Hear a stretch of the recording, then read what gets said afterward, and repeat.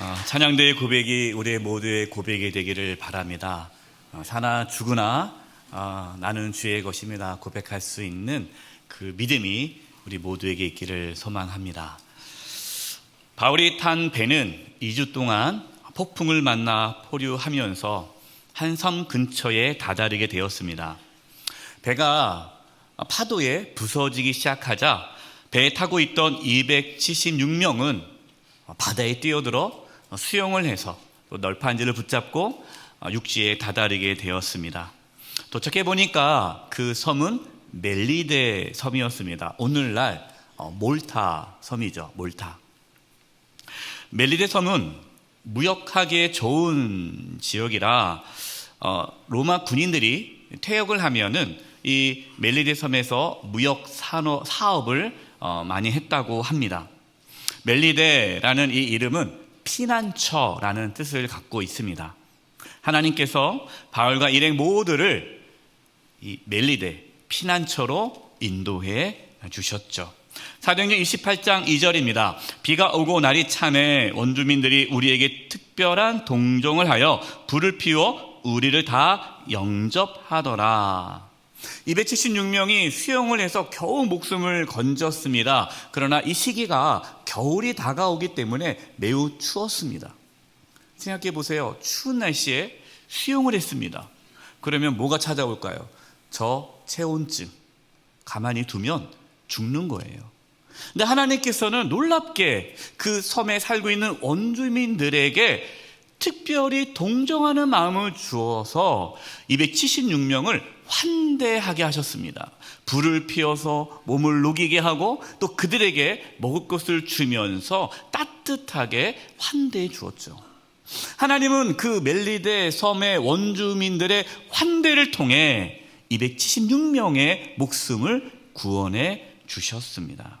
이처럼 하나님은 우리의 환대를 통해 하나님의 구원을 이루어 가십니다. 오늘 말씀의 제목이 뭡니까? 환대 가운데 이루어지는 하나님의 나라입니다. 이 놀라운 은혜가 우리 삶 가운데 있기를 소망합니다. 하나님은 어떤 분이실까요? 신명기 10장 18절 19절에 하나님에 대해서 이렇게 하나님께서 말씀하고 계십니다. 고아와 과부를 위하여 정의를 행하시며 나그네를 사랑하여 그에게 떡과 옷을 주시나니 너희는 나그네를 사랑하라. 전에 너희도 애굽 땅에서 나그네 되었음이니라. 하나님은 고아와 과부, 나그네, 당시에 소외되고 가난하고 어려운 연약한 자들을 하나님은 환대해 주신다라고 말씀하고 있는 거예요.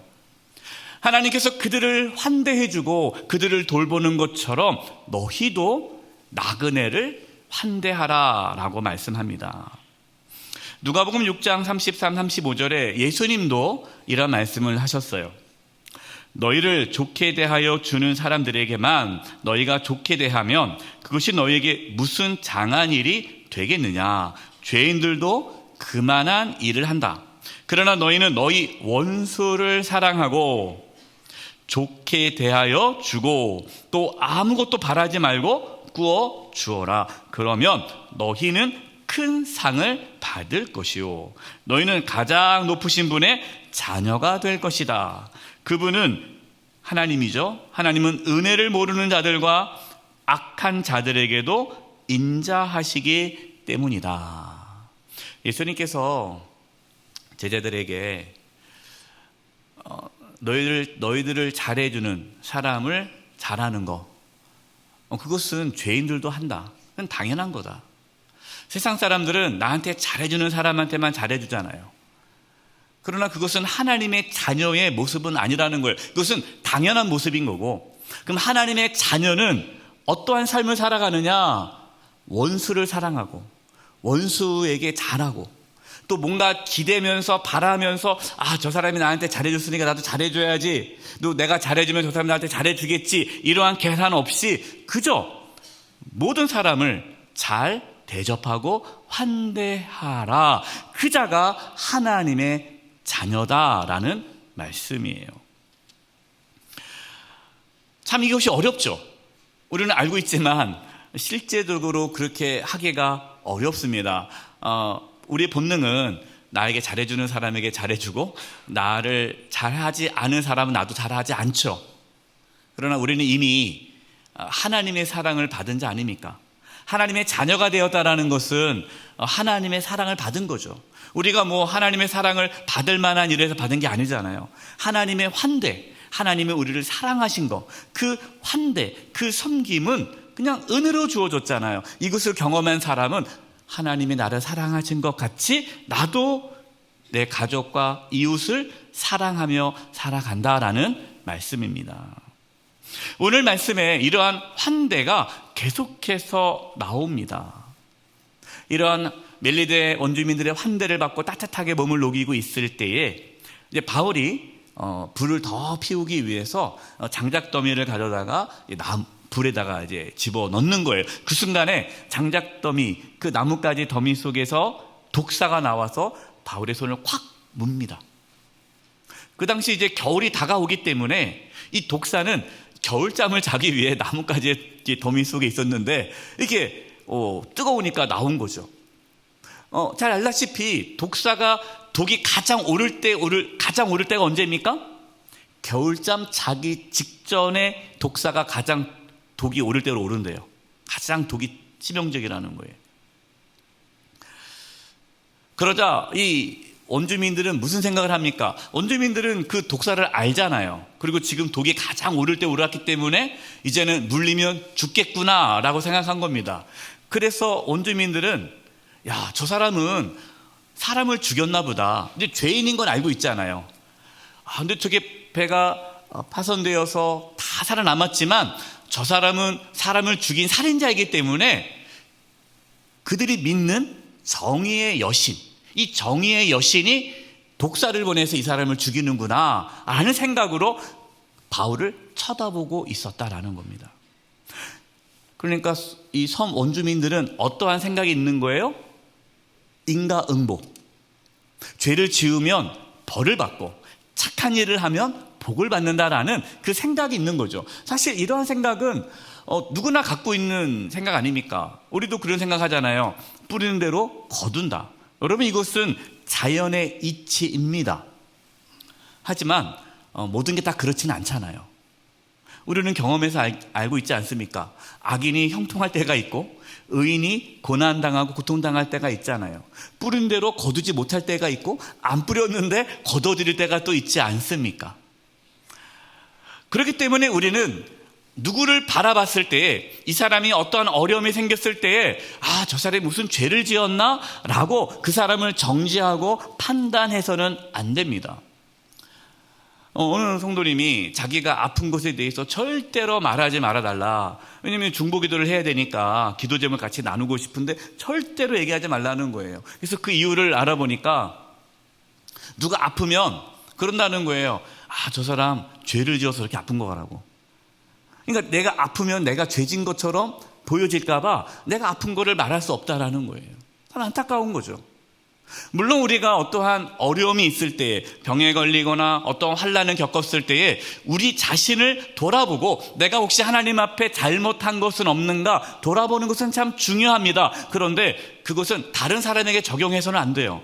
누군가가 어려움을 당하고 질병을 당하고 고통을 겪었을 때에 저 사람이 무슨 죄를 지었나 보다 라고 바라보는 것이 아니라 그를 위해서 기도를 해줘야 되는 것이죠. 누가복음 13장 4절과 5절에 예수님께서 이 부분에 대해서 이렇게 말씀해 주셨습니다. 또 실로암에 있는 탑이 무너져서 치여 죽은 18사람은 예루살렘에 사는 다른 모든 사람보다 더 많이 죄를 지은 사람이라고 생각하느냐? 그렇지 않다. 내가 너에게 말한다. 너희도 회개하지 않으면 모두 그렇게 망할 것이다. 실로암에 있는 탑이 무너져서 거기에 18명이 깔려서 죽었어요. 그 깔려서 죽은 사람이 여러분보다 죄가 많아서 그렇게 죽은 줄 아느냐? 그렇지 않다. 우리는 알아요. 의인일지라도 환난을 당할 수 있습니다. 고난을 당할 수 있습니다. 그러나 차이가 뭡니까? 예수 믿는 하나님의 자녀인 우리가 환난을 당할 때 우리는 그 환난을 통해서 오히려 하나님의 영광을 나타낼 수가 있습니다. 따라서 사랑하는 성도 여러분, 지금 환난 중에 있습니까? 절망하지 마시고 그 환난 가운데에 하나님의 영광을 나타낼 수 있는 기회로 삼으시기 바랍니다. 섬 원주민들은 당연히 바울이 죽을 것이다 라고 생각했는데 죽지 않은 멀쩡한 거예요. 바울은 왜 독사에 물려도 죽지 않았을까요? 예수님께서 하신 말씀이 이루어졌기 때문입니다. 마가복음 16장 17절 18절에 예수님께서 부활하시고 승천하시기 전에 제자들에게 하신 말씀이 있어요. 믿는 자들에게는 이러한 표적이 따르리니 곧 그들이 내 이름으로 귀신을 쫓아내며 새 방언을 말하며 뱀을 집어 올리며 무슨 독을 마실지라도 해를 받지 아니하며 병든 사람에게 손을 얹은즉 나으리라 하시더라.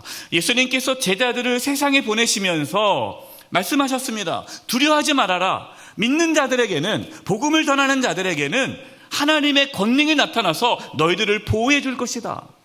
너희가 뱀을 만나도 손으로 집어도 그 독사에 물려도 그 독이 퍼져도 너희를 해할 수 없다라는 말씀을 하셨어요.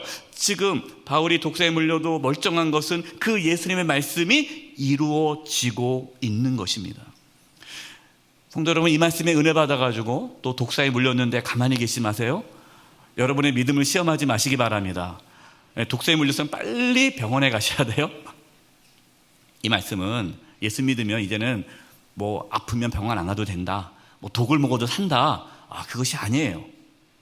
예수님께서 이 말씀을 하실 때 어떤 배경에서 하셨습니까? 그 앞절이 마가복음 16장 15절 16절입니다. 또 이르시되 너희는 온 천하에 다니며 만민에게 복음을 전파하라. 믿고 세례를 받는 사람은 구원을 얻을 것이요 믿지 않는 사람은 정죄를 받으리라. 복음이 전파됐어요. 그 복음을 통해서 하나님의 나라가 이루어졌습니다. 그렇다면 하나님의 나라가 이루어지는 그곳에 하나님의 권능이 나타나는데, 손으로 뱀을 집으며 또 독을 마셔도 손을 얹은즉 병이 떠나가는 그러한 하나님의 권능이 나타난다라는 것이죠. 하나님의 나라가 임한 곳이 눈에 안 보이잖아요. 복음을 전했을 때에 정말 그들이 예수님 믿고 구원받았다라는 것이 눈에 안 나타나잖아요. 그래서 하나님은 이러한 기적을 통해서 하나님의 나라가 실제로 이루어졌음을 눈으로 보게 해 주시는 겁니다. 그러니까 지금 이 바울이 독사에 물려도 멀쩡한 것은 지금 이 멜리데 섬에 하나님의 나라가 임하고 있음을 보여주는 기적이라는 거죠. 이 부분이 중요합니다. 우리가 오늘 말씀을 묵상하면서 놓치지 말아야 할 중요한 대목이 뭐냐면요, 하나님은 단순히 바울과 그 일행 276명을 구원하기 위해서 멜리데 섬으로 보내신 것이 아니다라는 겁니다. 하나님의 관심은 무엇입니까? 모든 사람이 구원을 받는 거예요. 하나님께서는 바울과 그 일행, 선교 일행을 로마로 보내시는 그러한 과정 속에서 배에 타고 있던 276명과 또 멜리데 섬에 있는 원주민들을 구원하시기 위해, 그들에게 복음을 전하도록 하기 위해 모든 로마 가는 일정 가운데 하나님이 역사하셨다라는 것입니다. 참 놀랍게 여러분, 오늘날 아까 멜리데 섬이 오늘날 몰타라고 하지 않았습니까? 예, 몰타가 지금 몰타의 인구의 98%가 기독교인이에요. 예, 저도 몰타는 안 가봤지만 몰타에 가면은 그 중심지에 바울 기념 성당이 있어요. 곳곳에 바울을 이렇게 기념하는 게 있습니다. 또 바울이 그 난파선이 도착했던 그 항구가 바울만이에요. 2000년이 지났잖아요. 근데 지금도 그 복음이 그곳에 있다라는 거예요. 하나님께서 그렇게 바울을 통해 그 땅을 구원하신 것이죠. 바울의 모습을 보십시오. 그동안 얼마나 바울이 당당합니까? 폭풍을 만나도, 난파의 위기에 있어도, 역경 속에서도, 또 뱀에 물려도 뱀에 물렸다고 바울이 막 호들갑 떨면서 나 이제 죽었다, 큰일 났다, 그러지 않잖아요. 담담하잖아요. 어떻게 그렇게 담담할 수 있을까요? 바울은 복음을 전하기 때문에, 하나님의 나라가 임하는 걸 알기 때문에 바울은 담대하게 살아가는 것입니다. 이처럼 저와 여러분의 삶 가운데도 바울과 같이 이러한 담대함이 있기를 바랍니다. 우리 찬양대가 고백했던 것처럼 살든지 죽든지 내가 주님의 것이라면 여러분 두려울 게 뭐가 있겠어요? 담대하게 살아가는 거예요. 독사에 물렸을 때에 바울이 살인자다라고 생각했던 이 원주민들은 바울이 멀쩡해지자 확 바뀌었습니다. 이제는 죄인이 아니라 신이다라는 거예요. 독사에 물려서 산 사람이 없었으니까 신인 거죠. 성경에는 나와 있지 않습니다. 그럼 우리는 추측할 수 있습니다. 바울이 사람들이 신이다라고 했을 때 맞아요, 저 신입니다 했을까요? 그렇지 않죠. 바울은 얘기했을 겁니다. 아닙니다. 저는 신이 아닙니다. 살아계신 하나님은 한 분이십니다. 그 하나님이 아들 예수님을 보내주셨습니다 하고 그들에게 복음을 전했을 거예요. 멜리데 사람들은 우상을 섬겼는데 바울을 통해 복음을 듣고 예수님을 믿게 된 것입니다. 이 소식이 전해지자 섬의 추장인 이제 보블리오가 이 바울과 일행을 집으로 모십니다. 사도행전 28장 7절입니다. 그 근처에 그 섬의 추장인 보블리오가 농장을 가지고 있었다. 그가 우리를 그리로 초대해서 사흘 동안 친절하게 대답해 주었다. 하나님은 섬의 추장인 보블리오의 마음을 열어서 그 바울과 일행을 환대해 주었습니다. 지금 이 멜리데 섬은요, 환대로 가득 차 있죠. 하나님의 나라가 이 섬 가운데에 임한 것입니다. 환대 가운데 하나님의 나라가 이루어진 것이 확실하다는 것을 정확하게 보여주는 사건이 일어났어요. 사도행전 28장 8절에서 10절입니다. 마침 보블리오 아버지가 열병과 이질에 걸려서 병석에 누워 있었다. 그래서 바울은 들어가서 기도하고 그에게 손을 얹어서 낫게 해주었다. 이런 일이 일어나자 그 섬에서 병을 앓고 있는 다른 사람도 찾아와서 고침을 받았다. 바울이 추장의 집에 가서 환대를 받았는데 또 마침 그때 추장의 아버지가 병에 걸려 누워 있는 거예요. 바울은 예수님의 말씀이 떠올랐겠죠. 예수님께서 뭐라고 말씀하셨습니까? 마가복음 16장 18절. 뱀을 집어 올리며 무슨 독을 마시든지 해를 받지 아니하며 병든 사람에게 손을 얹은즉 나으리라 하시더라. 이 말씀이 떠오르는 거죠. 내가 독사에 물려도 멀쩡했잖아요. 이게 예수님이 하신 말씀이구나. 좀 병자가 누워있어요. 이제 내가 손을 얹고 기도해야 되는구나. 하나님께서 바울을 통해 그를 일으켜 주셨습니다. 그러자 그 마을에 있는, 그 섬에 있는 병든 자들이 다 오는 거예요. 바울은 예수 그리스도의 이름으로 기도하고 안수하여 다 병을 낫게 합니다. 바울에게 능력이 있는 것이 아니죠. 하나님의 능력이 그 바울의 기도를 통해 나타나는 것입니다. 기도가 중요합니다. 기도는 무엇입니까? 기도는 하나님의 능력을 이 땅 가운데 나타나게 하는 통로가 기도예요. 사랑하는 성도 여러분, 기도하시기 바랍니다. 가정을 위해서, 자녀를 위해서, 교회를 위해서, 나라와 민족을 위해서 기도하십시오. 하나님은 그 기도를 통해 하나님의 나라, 하나님의 뜻을 이루십니다. 요한복음 14장 13절 14절이에요. 예수님께서 우리에게 약속하셨습니다. 너희가 내 이름으로 무엇을 구하든지 내가 행하리니 이는 아버지로 하여금 아들로 말미암아 영광을 받으시게 하려 함이라. 내 이름으로 무엇이든지 내게 구하면 내가 행하리라. 예수님의 이름으로 기도하라는 거예요. 예수님의 이름으로 기도할 때 하나님이 영광을 받으신다는 겁니다. 이게 무슨 뜻일까요? 기도해야 하나님의 능력이 나타나고, 하나님의 능력이 나타나야 사람들이 하나님이 살아계시는 거라를 알 수 있다라는 것이죠. 우리에게는 이 말씀을 믿음으로 받아들이고 담대히 여러분 기도하시기 바랍니다. 바울에게 있어서 그들을 향한 환대는 기도죠. 여러분, 우리가 환대에 대한 지금 말씀을 나누고 있는데요, 우리가 누군가를 환대할 때에 그분을 위해서 기도해 주는 것이 환대일 수 있습니다. 하나님은 멜리데 섬 원주민들의 그 환대를 통해 바울과 또 276명의 그 모든 자들의 생명을 구원해 주셨고, 이제 하나님은 바울의 환대를 통해서 그 원주민들, 아픈 사람들, 그 가족들을 구원하고 또 그들 가운데 하나님의 나라가 이루어지게 한 거예요. 그러니까 하나님은 환대를 통해 그곳에 있는 모든 사람들이 하나님의 나라를 경험하게 하신 것입니다. 바울과 일행이 바다에 들어갔을 때에 다 버렸잖아요. 그냥 맨몸으로 지금 해변에 도착한 거 아닙니까? 근데 다시 이제 로마로 가려니까 뭐 필요한 게 많잖아요. 뭐 돈이 있습니까? 뭐 물건이 있습니까? 식량이 있습니까? 아무것도 없잖아요. 근데 이 멜리데 섬에서 3개월을 머물면서 겨울을 보내게 됩니다. 그 3개월 동안 이들은 멜리데 사람들의 환대를 받은 거죠. 그리고 이제 다시 로마로 갈 수 있는 배가 그 멜리데 섬에 있잖아요. 다른 배가 있겠죠. 그래서 그 배를 타는데 또 로마로 갈 때까지 필요한 모든 경비며 또 음식이며 필요한 모든 것들을 이 멜리데 사람들이 다 모아서 채워줬어요. 얼마나 아름다운 모습입니까? 이처럼 하나님은 환대를 통해 하나님의 나라를 이루어 가고 계시는 겁니다. 이제 한번 지도를 한번 보겠습니다.